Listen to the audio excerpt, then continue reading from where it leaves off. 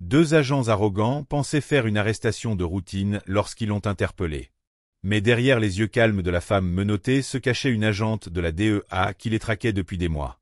Le tronçon de la route 82, juste après Thomas, en Alabama, était long et désert, bordé uniquement de pins et, de temps à autre, d'une boîte aux lettres rouillée penchée vers la route. Il était un peu plus de 20 heures, et le ciel arborait cette lueur orange épaisse qui rendait tout légèrement flou. Tasha Ellison, 38 ans, rentrait chez elle à Jackson, Mississippi, après un week-end de conférence médicale à Montgomery. Sa playlist diffusait du jazz doux, son téléphone était en mode « ne pas déranger ». Elle avait emprunté cette route des dizaines de fois. Elle ne roulait pas trop vite. Elle ne zigzaguait pas. Ses vitres étaient fermées, sa voiture propre, sa ceinture bouclée. Donc, quand les gyrophares bleus ont rempli son rétroviseur, sa première réaction n'était pas la panique, juste une légère contrariété. Elle a ralenti, mis son clignotant, et s'est arrêtée sur le bas-côté. Elle a baissé la vitre, placé ses deux mains sur le volant, et attendu. Un officier de grande taille s'est approché, la main déjà posée sur son arme. Il ne l'a pas salué. Permis et papier. Sa voix était plate. Aucun contact visuel. Tasha les lui attendu sans dire un mot.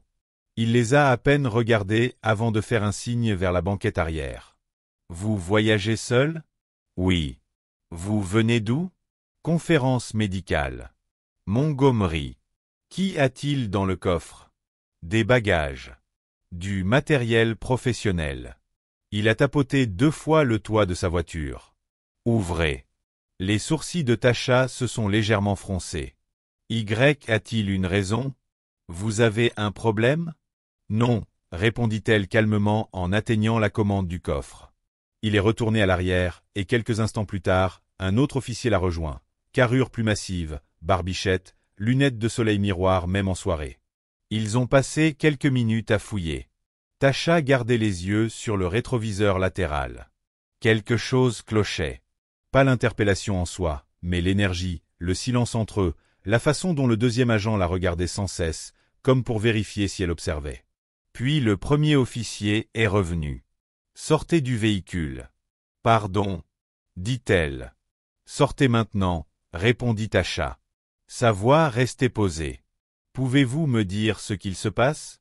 On a trouvé une substance contrôlée dans votre sac.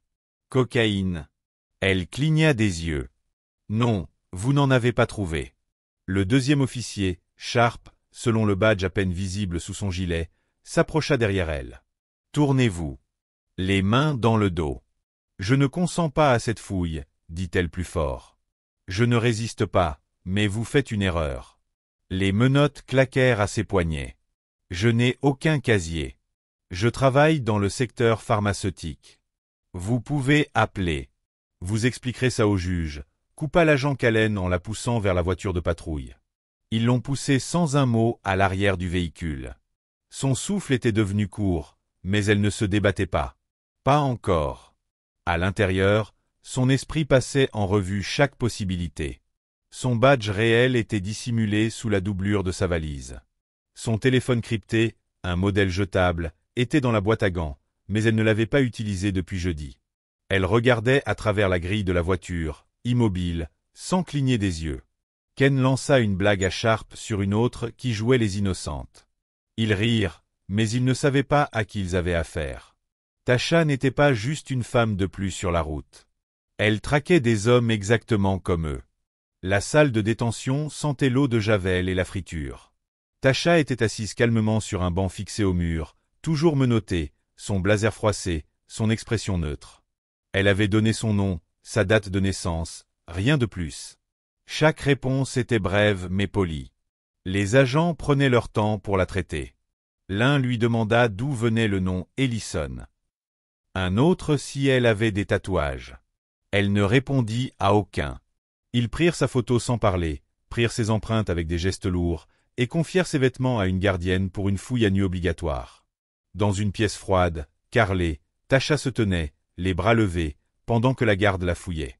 Ce n'était pas la première fois que cela arrivait, loin de là, mais ce qui la brûlait toujours autant, c'était à quel point cela semblait devenu banal pour ceux qui le faisaient comme si la dignité n'avait plus d'importance. « Accroupissez-vous, » dit la femme sèchement. Tasha obéit. Pas un muscle de son visage ne bougea.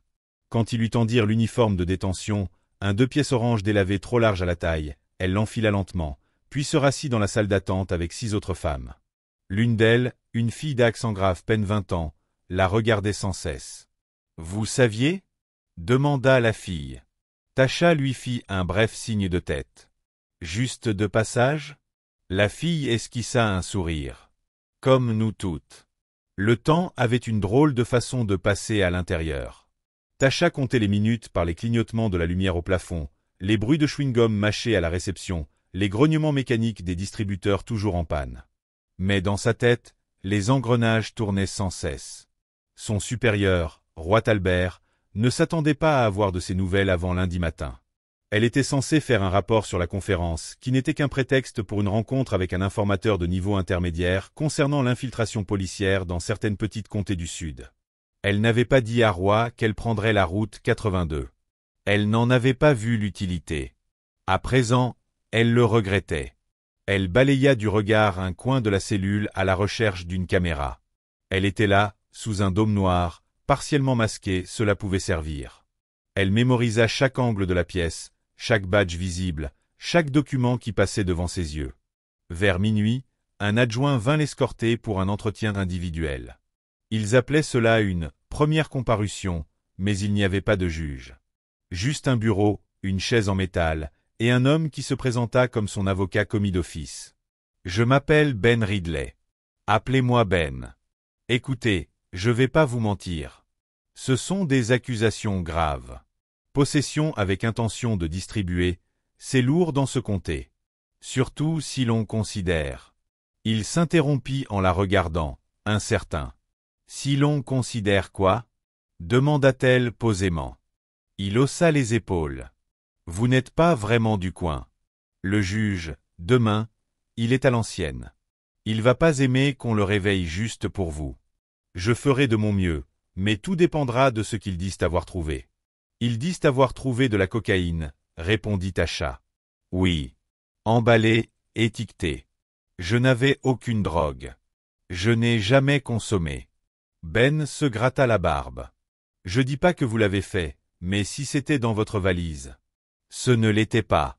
Alors on se battra. » Tasha le fixa un instant.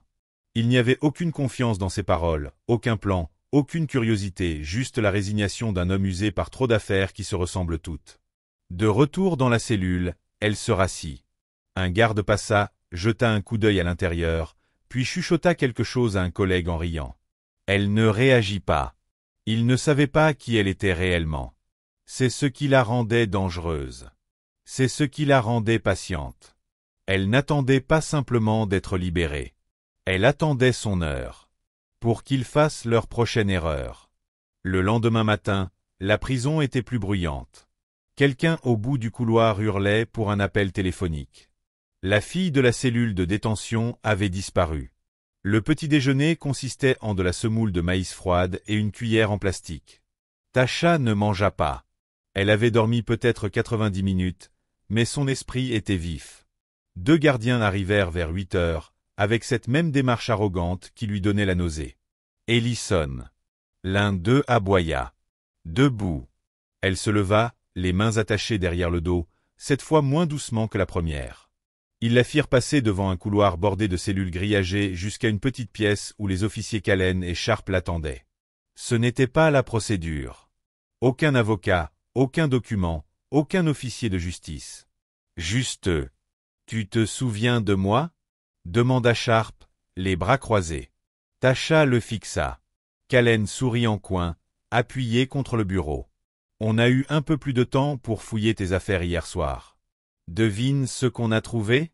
Elle ne dit rien. Un deuxième téléphone, dit-il en brandissant son téléphone crypté. « Tu vas nous dire à quoi il sert ? C'est un bien personnel. »« Vous n'avez aucun mandat, » répondit-elle. Il ricana. « T'es pas vraiment en position de sortir des termes juridiques. C'est toi qu'on a chopé avec une demi-once de coke. » Tasha garda un ton mesuré. « C'est vous qui avez mis ça là. » Le visage de Sharp tressaillit légèrement. Mais Callen gardait son sourire. « Tu devrais être contente qu'on t'ait pas aussi accusé d'obstruction ou de résistance. Je n'ai pas résisté. T'as pas souri non plus, répondit Callen avec un clin d'œil. Puis Sharp fit un pas envers elle. A une attitude. Tu crois que t'es plus maligne que nous. Tasha pencha la tête. Je sais que je le suis. Sharp bougea comme s'il allait la saisir, mais Callen leva la main. Pas ici. Un silence pesant s'installa. Laissez-moi deviner, dit-elle lentement en les observant. Vous faites toujours des heures sup. Toujours les derniers à quitter le poste. Vous saisissez juste assez de drogue pour faire un rapport. Le reste, c'est pour les faveurs, la revente ou le silence. Vous arrêtez les conducteurs que vous ne reconnaissez pas en espérant tomber sur une cargaison. Aucun des deux officiers ne parla. Vous ne vous attendiez pas à quelqu'un comme moi. Quelqu'un comme toi? Demanda Callen, moqueur. Tasha se pencha légèrement. Quelqu'un qui connaît la chaîne de possession. Quelqu'un qui sait que votre commissariat a déjà 3 avertissements d'affaires internes. Quelqu'un dont le vrai nom et le vrai métier pourraient vous enterrer sous la paperasse et les accusations fédérales. La tension monta d'un cran. Callen perdit son sourire. T'as une grande gueule, murmura Sharp. Tasha le fixa droit dans les yeux. T'as un badge que tu mérites pas. Callen s'approcha à son tour. Fais attention. Tu veux qu'on ajoute des menaces à ta liste? Tu as déjà menti une fois. Pourquoi pas continuer? Il la fixa, puis sans un mot, tendit le téléphone à Sharp. Mets ça dans la boîte pour l'instant. Elle passe au tribunal dans 1 heure. En la ramenant en cellule, Tasha aperçut un autre agent passer. Son badge indiquait « Ri », plus jeune, observant tout. Il ne dit rien, mais elle vit le doute dans ses yeux. C'était la première fissure. De retour en cellule, elle s'assit à nouveau, ignorant le plateau de gruau tiède laissé sur le banc. Ses pensées allaient à toute vitesse. Callen et Sharp n'étaient pas seulement corrompus. Ils étaient négligents, arrogants. Ils se croyaient intouchables. Mais maintenant, elle avait des visages, des schémas, des comportements. Ils s'étaient exposés. Le téléphone crypté n'avait jamais été utilisé. Impossible à déverrouiller sans son empreinte et une séquence connue seulement d'elle et de Roy Albert. Cela allait lui faire gagner du temps. Il construisait une fausse histoire, mais elle ne comptait pas les arrêter. Pas encore. Plus ils creusaient, pire ce serait pour eux. 5 ans plus tôt, Tasha Ellison était assise dans un café de B-Street à Memphis, sirotant un café fade et feignant de lire un magazine de voyage. Elle n'était pas là pour le jazz ou la nourriture. Elle surveillait un homme nommé Derek Vaughn, ancien agent pénitentiaire, aujourd'hui suspecté d'être fournisseur pour un réseau de trafic de méthamphétamine dans l'ouest du Tennessee. Ce jour-là, elle ne s'appelait pas Tasha. Elle s'appelait Latrice Monroe, et elle n'était pas consultante pharmaceutique. Elle était une étudiante renvoyée, avec 3 arrestations scellées et un petit ami enfermé à Parchement. C'était le rôle qu'elle jouait. Et elle le jouait à la perfection. Le travail à la DEA ne consistait presque jamais à sortir les armes ou faire des descentes spectaculaires.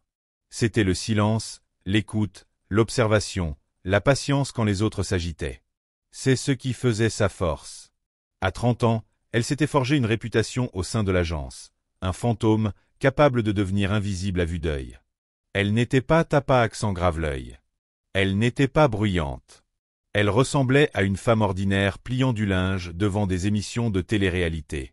C'est ce qui la rendait précieuse. Sa mission actuelle avait commencé il y a 1 an.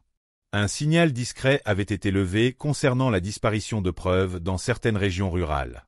Des arrestations étaient faites, mais les poursuites disparaissaient. Des dossiers introuvables. Des objets non restitués. Les schémas étaient subtils, mais constants. Talbert, son superviseur, l'avait convoqué autour de tacos au petit déjeuner. « J'ai besoin de quelqu'un qui ne ressemble pas à un agent fédéral », avait-il dit. « Tu veux dire une femme noire en talons ?»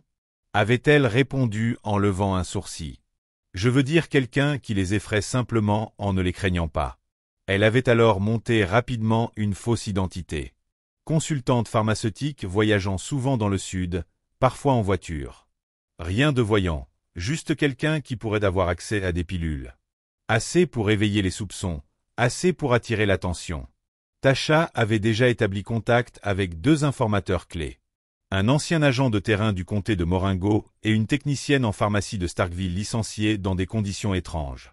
Leurs récits peignaient le même tableau. Des shérifs de petite ville, trop puissants, puisant dans les salles de preuve et concluant des accords illégaux. Elle ne s'attendait pas à tomber aussi vite au cœur de l'affaire.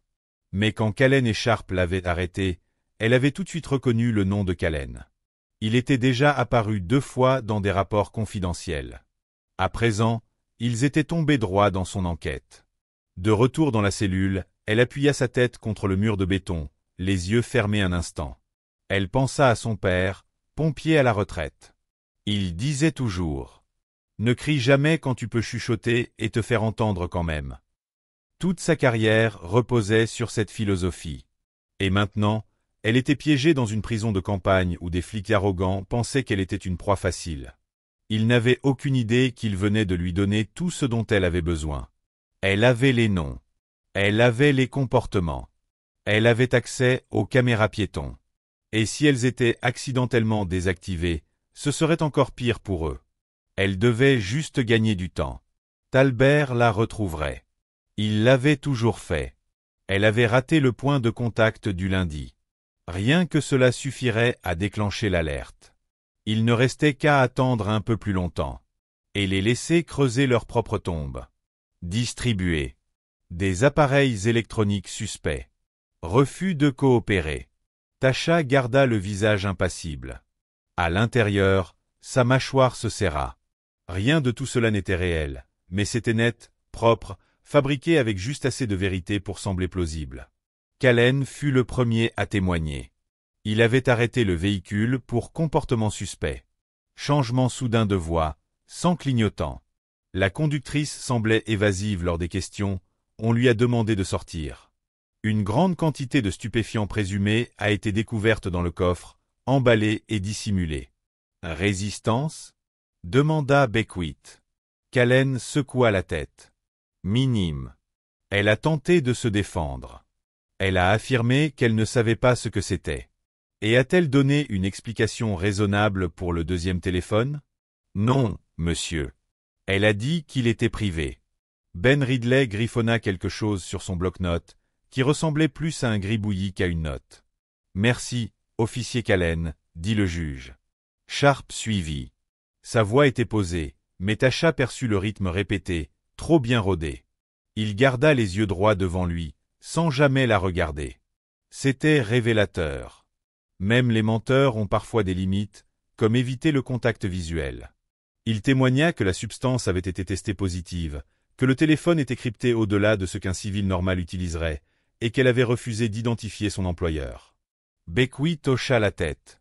On dirait un cas d'école de mule pour un trafic de drogue. Caution refusée. Elle restera en détention jusqu'à... L'interruption venait du fond de la salle d'audience. Tout le monde se retourna. Un homme en costume anthracite, les tempes grisonnantes, entra, tenant une chemise en cuir noir. Son ton était calme, mais ferme. « Je suis l'agent spécial Roi Talbert. DEA. J'ai besoin de vous parler en chambre immédiatement. » Le juge plissa les yeux. « Pardon ?» Talbert s'avança et lui tendit un document. « Il s'agit d'un dossier fédéral sous scellé. Vous allez vouloir le consulter hors audience. » Callen bougea. Sharp cligna des yeux. Ben Ridley se tourna enfin vers Tasha, les yeux écarquillés. Le juge lut les premières pages, puis leva lentement les yeux. Suspension de séance. 5 minutes. Tout le monde dehors, sauf l'agent Talbert et mademoiselle Ellison. Tasha se leva. L'huissier la libéra de ses menottes sans un mot. Elle marcha aux côtés de Talbert vers les quartiers du juge, la salle désormais silencieuse. Derrière elle, Sharp chuchota. « Qu'est-ce qui se passe, bon sang ?» Callen ne répondit pas. Le contrôle qu'il pensait avoir venait de quitter la pièce, vêtu de gris. Dans le bureau du juge Beckwith, l'air semblait plus lourd. Les stores étaient tirés, les murs en bois sombre à peine éclairés par une vieille lampe près du bureau. Tasha se tenait près de Roi Talbert, qui avait déjà ouvert son dossier et étalé une demi-ramette de documents devant le juge. Talbert ne perdit pas de temps. « Votre honneur, Ce que vous avez sous les yeux est une autorisation signée du département de la justice, 2 mandats sous scellés émis dans le district du centre de l'Alabama, et un dossier complet sur l'opération Gaycut. Le juge parcourut les papiers, fronçant les sourcils de plus en plus à chaque page. Mademoiselle Ellison, continua Talbert, n'est pas une mule. Elle est une agente infiltrée de la DEA depuis 11 mois, enquêtant sur la corruption interne liée au vol de narcotiques au sein des forces de l'ordre régional. Le juge Beckwith s'appuya dans son fauteuil, tenant toujours un des documents. Ce sont des accusations sérieuses. Ce ne sont pas des accusations, répondit Talbert. Ce sont des faits confirmés. Il lui fit glisser une clé USB. Caméra corporelle, image de la nuit dernière. Récupérée depuis les archives du poste. Vous y verrez, sauf si elles ont été effacées, l'agent Callen remettant un sac de sa propre poche, et Sharp faisant référence à un téléphone jetable avant même qu'il ne soit trouvé dans le véhicule de mademoiselle Ellison. Ces images, combinées aux enregistrements GPS et aux interceptions que nous avons déjà, démontrent un coup monté délibéré. Le juge resta silencieux, tournant les pages, respirant plus lentement. Tasha prit enfin la parole. « Votre honneur, je suis ses officiers depuis mars. Ils ont un schéma. Ils ciblent des voyageurs peu susceptibles de contester les charges, surtout des femmes, seules. Les preuves disparaissent ou sont fabriquées. Jusqu'à hier soir, nous n'avions aucune image directe. Maintenant, si. » Beckwith passa une main sur son visage. « Je suis sur ce banc depuis 22 ans. Je n'aime pas qu'on me prenne pour un imbécile. Vous n'êtes pas le seul, dit Albert, tapotant la chemise. Ils vous ont donné des affaires truquées, et je comprends. Vous leur faisiez confiance. Mais ça, c'est du pourri. Et c'est là, juste sous vos yeux. Que voulez-vous que je fasse? Abandonnez les charges, tout de suite. Ensuite, retenez Callen et Sharp dans ce tribunal pendant que nous préparons les mandats d'arrêt. Nous transférerons la juridiction au tribunal fédéral dans l'heure. » Le juge acquiesça lentement, puis se leva. De retour dans la salle d'audience, la porte s'ouvrit en grinçant, et Beckwith reprit place. Tasha et Talbert le suivaient. Callen et Sharp étaient debout, bras croisés, tentant de rester calmes. Ridley restait assis, muet. Le juge ne les regarda même pas. Après examen de nouvelles preuves soumises par les autorités fédérales, toutes les charges contre mademoiselle Ellison sont annulées. Avec effet immédiat. Callen sursauta. Sharp fit un pas en avant. « Attendez, quoi? Vous deux, vous restez ici, sous surveillance, » dit le juge d'une voix monotone, jusqu'à nouvel ordre. « Vous ne comprenez pas, » s'énerva Callen. Elle avait de la cocaïne dans. Assez. Le marteau du juge frappa le bois. Audience levée. Le silence qui suivit fut tranchant. Tasha ne regarda ni l'un ni l'autre en les dépassant. Talbert la suivit, parlant doucement. On extrait les données du serveur de leur poste. Nous avons déjà assigné leur SMS. Si la moitié de ce qu'on nous a dit se confirme, c'en est fini pour eux. Une fois dans le couloir, Talbert ralentit. Contente que tu sois resté calme. Tasha ne répondit pas tout de suite. Elle regarda les menottes encore lâches à son poignet, puis la porte qu'il venait de franchir. Il pensait que j'étais juste une autre femme avec la mauvaise voiture et la mauvaise histoire. Et maintenant, ce sont juste 2 hommes avec le mauvais métier et le mauvais avenir, dit-il. Mais Tasha ne pensait déjà plus à eux. Son esprit était tourné vers la suite. Lorsqu'elle et Talbert sortirent, le soleil avait déjà grimpé au derrière les arbres, projetant des ombres nettes sur les marches du tribunal. 2 agents fédéraux étaient déjà là. Ils attendaient près d'un SUV noir sans plaque. L'un d'eux tendit un dossier à Talbert. « J'ai récupéré les registres du commissariat, comme tu l'avais demandé, » dit l'agent. « Tu avais raison. Le badge d'accès de l'agent Callen a été utilisé pour entrer dans la salle d'épreuve 7 fois le mois dernier, dont 2 fois les jours où il n'était même pas censé travailler. » Tasha prit le dossier et feuilleta les horaires, les comparant avec les notes de l'affaire qu'elle construisait depuis des mois. Le nom de Sharp apparaissait aussi, lié à une saisie lors d'une descente près de Méridian. La drogue avait été classée comme destinée à la destruction. Mais rien n'indiquait qu'elle avait été détruite. Ils ont mis en place un système, murmura-t-elle. Ils ont utilisé l'uniforme comme passe pour voler et revendre, ont couvert leurs traces avec de petites arrestations, ont placé des preuves, ont fait pression sur les accusés pour qu'ils plaident coupables. Talbert hocha la tête. Ce ne sont pas les seuls. Ils font partie d'un réseau plus large. On a reçu des rapports venant aussi des comtés de Choctaw et de Loon. Même schéma, même silence. À l'intérieur du tribunal, Sharp et Ken étaient interrogés séparément.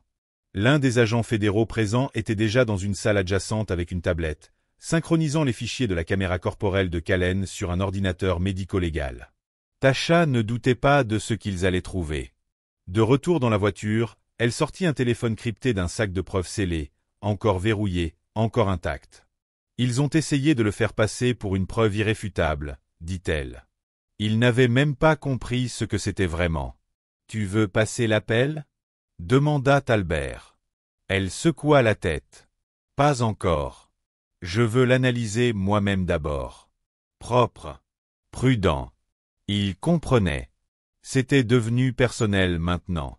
Ils roulèrent jusqu'à un bureau sécurisé en périphérie de Demopoulo où une petite équipe recueillait des informations auprès des habitants depuis 3 semaines. Là, derrière une porte blindée et 2 niveaux de sécurité, Tasha s'assit enfin à un vrai bureau. Les murs étaient couverts de tableaux, de dates, de noms, de photos d'arrestation.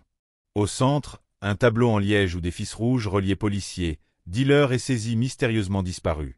Son nom n'y figurait pas. Elle préférait ainsi. Talbert l'observait pendant qu'elle passait en revue les fichiers numériques, marquait des lieux et comparait les déplacements suspects avec d'anciens relevés GPS.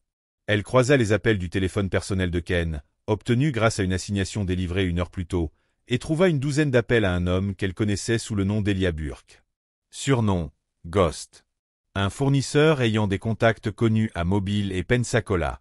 C'était là, un lien entre Callan et le réseau de trafic. Pas seulement du vol, pas seulement de l'intimidation, mais un véritable acheminement de produits entre États. Un crime fédéral. Il est fini, dit Albert. Il s'est détruit tout seul, répondit Tasha. Un jeune analyste entra avec 2 dossiers. Déposition préliminaire d'une des femmes arrêtées le mois dernier. Son récit correspondait. Même méthode, menaces, fouilles forcées, aucun mandat. Tasha prit le dossier et expira lentement. Il n'abusait pas juste du pouvoir, dit-elle. Il s'en servait comme d'un camouflage. Et ils auraient continué si je n'avais pas été arrêté. Talbert croisa les bras. Ils se sont attaqués à la mauvaise femme. Elle hocha légèrement la tête, puis baissa les yeux vers ses notes. Je ne veux pas qu'ils soient seulement poursuivis. Je veux que chaque affaire qu'ils ont touchée soit rouverte. Chaque personne qu'ils ont réduite au silence mérite mieux. Il ne contesta pas. Dehors, le soleil déclinait, projetant de l'or sur le parking. Tasha se tenait près de la porte, regardant longtemps l'horizon. Ce n'était plus seulement à propos de Ken et Sharp. Ça ne l'avait jamais vraiment été. Car lorsque le pouvoir est abusé trop longtemps, le silence cesse d'être une option, et quelqu'un finit toujours par riposter. 3 semaines plus tard, Tasha Ellison se tenait devant le même tribunal où elle avait autrefois été exhibée enchaînée. Pas de menottes cette fois, pas de combinaison orange. Juste un tailleur bleu marine et un regard calme et déterminé. Elle n'était pas là pour témoigner. C'était fait. Callan et Sharp avaient été officiellement inculpés pour plusieurs crimes fédéraux, falsification de preuves, violation des droits civils, complot de trafic de stupéfiants, obstruction à la justice.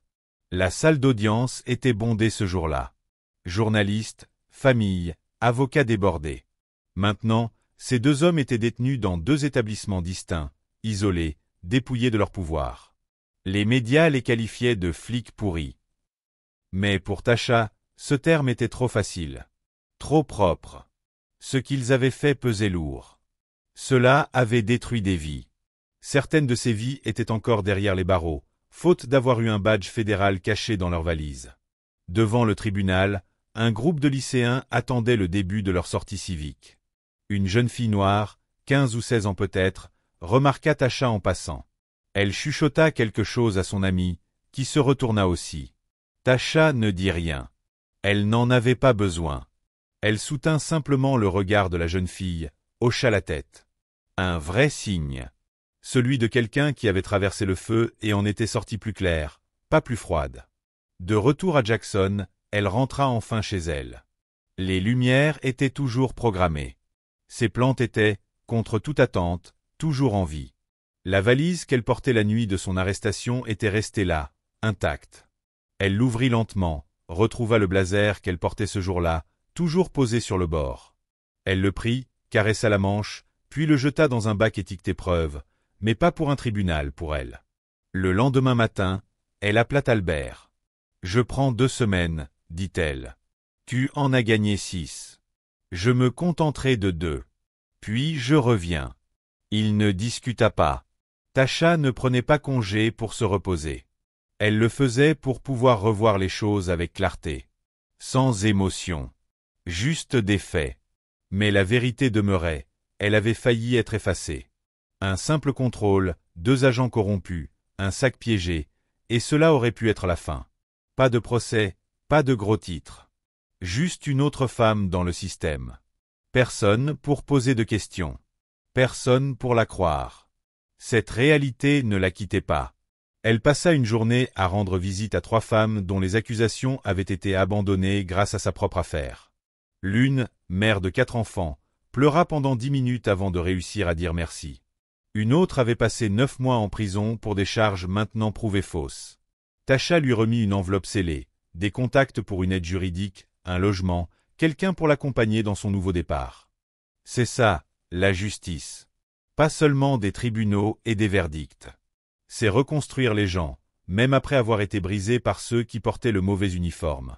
Ce soir-là, assise sur son porche, une tasse de thé en main, elle observait la rue sans raison particulière.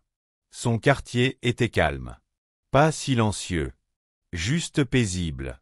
Une voix lui revint. Celle de son père. Les gens te jugeront avant même que tu ouvres la bouche. Mais quand ils découvriront qui tu es vraiment, assure-toi que cela les rende humbles. C'était ça, la leçon. Pas la vengeance. Pas la colère. Juste la vérité. Froide. Claire. Nécessaire. Elle n'avait plus besoin de prouver quoi que ce soit à qui que ce soit. Plus maintenant. La vérité l'avait déjà fait pour elle. Parce que le pouvoir n'intimide que si l'on ne connaît pas le sien. Et parfois, l'arme la plus puissante que l'on possède, c'est la patience. Si vous regardez ceci, souvenez-vous, ne supposez rien. Ne reculez pas. Et si quelqu'un essaie d'écrire votre histoire à votre place, attrapez le stylo et terminez-la vous-même. Abonnez-vous pour d'autres histoires comme celle-ci, car certaines vérités doivent être dites à voix haute.